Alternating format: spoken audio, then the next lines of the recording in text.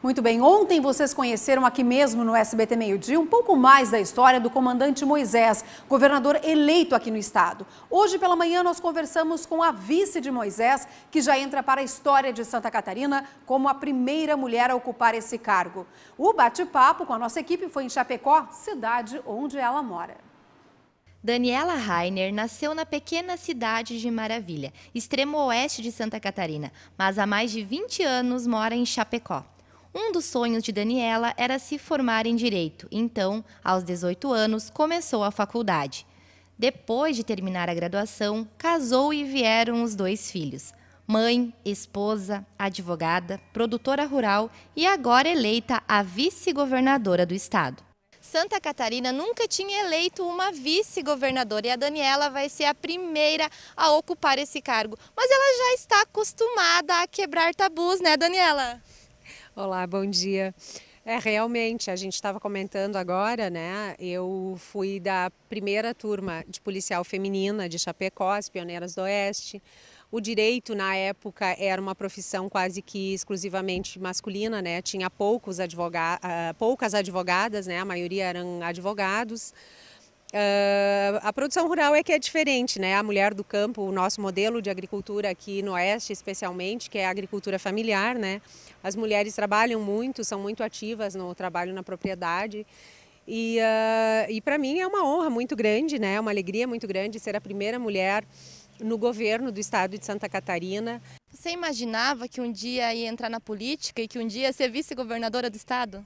Não, eu jamais me imaginei na política, não fez parte dos meus projetos, embora eu sempre gostei muito de política, eu gosto muito de política, mas não era uma coisa que eu almejava, sabe? Mas eu comecei a me envolver diretamente com os movimentos contra a corrupção, né, em 2013, indo para a rua. Então, com os movimentos contra a corrupção, as coisas foram fluindo de tal forma, porque eu nunca parei. Vocês já sabem o que vão fazer? Quais serão as primeiras medidas que o governo vai adotar no próximo ano? Agora, nessa época de transição, a gente já está orquestrando as primeiras reformas, né? Possivelmente uma reforma administrativa, para que o ano que vem a gente já consiga começar a trabalhar com uma equipe forte, bem montada e não perca tempo estruturando isso, né?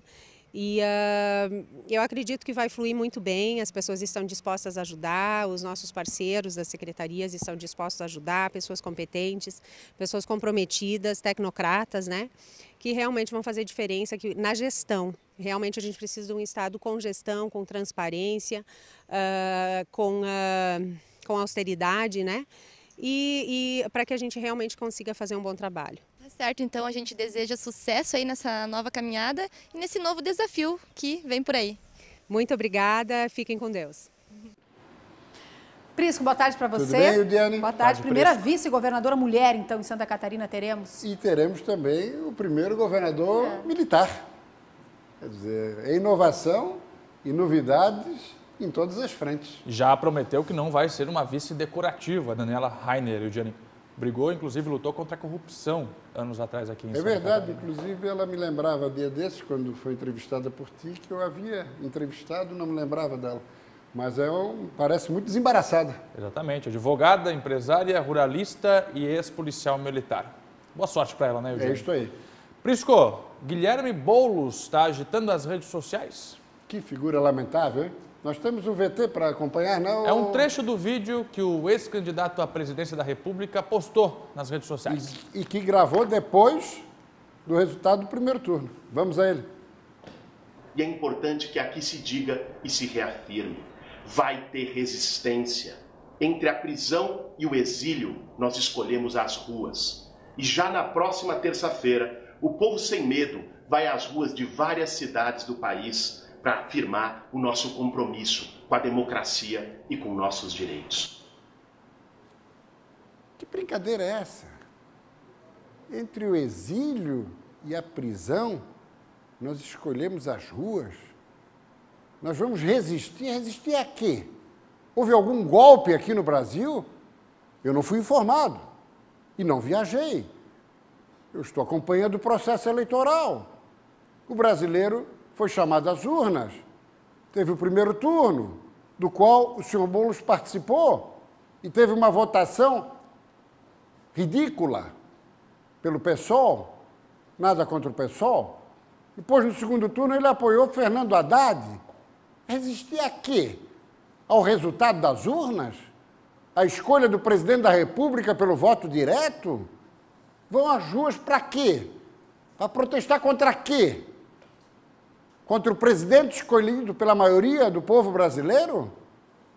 Vamos parar de brincadeira. Vamos falar sério. O que é isso? Só vale a eleição em que eles ganham? Ah, brincadeira. Vamos adiante, Prisco. Agora vamos então trazendo os primeiros nomes já confirmados por Jair Bolsonaro para este futuro governo, Prisco.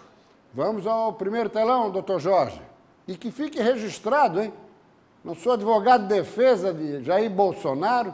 Aliás, boa parte da população brasileira não votou nele por opção, por exclusão, porque não tinha nome melhor. Vamos ao primeiro telão.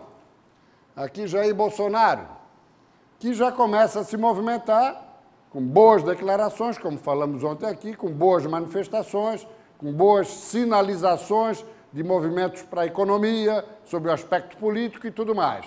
Está se havendo muito bem. Tirando aí as bobagens que fala e começa a reclamar de um órgão de imprensa, de outro, que tem que fechar jornal, ele tem que se ocupar das coisas macro e importantes do país e não ficar nessa conversa mole. Mas, enfim, Paulo Guedes, economista, belo nome para o Ministério da Fazenda, que vai ser batizado Ministério da Economia. Onyx Lorenzoni, deputado federal reeleito pelo Rio Grande do Sul, Democratas, vai ser o ministro da Casa Civil para fazer a articulação, coisa que já faz para Bolsonaro já há muito tempo. E o último, a grande novidade, Sérgio Moro, vai ser convidado para o Ministério da Justiça. Ele que é o responsável pela Operação Lava Jato. Ou seja, é uma demonstração dele, Bolsonaro, que quer a continuidade da Lava Jato e quer realmente restabelecer a moral e a ética no Brasil. Se ele declinar, seria o primeiro nome a ser indicado por Bolsonaro, assim que surgir uma vaga no Supremo Tribunal Federal, para assumir a Suprema Corte.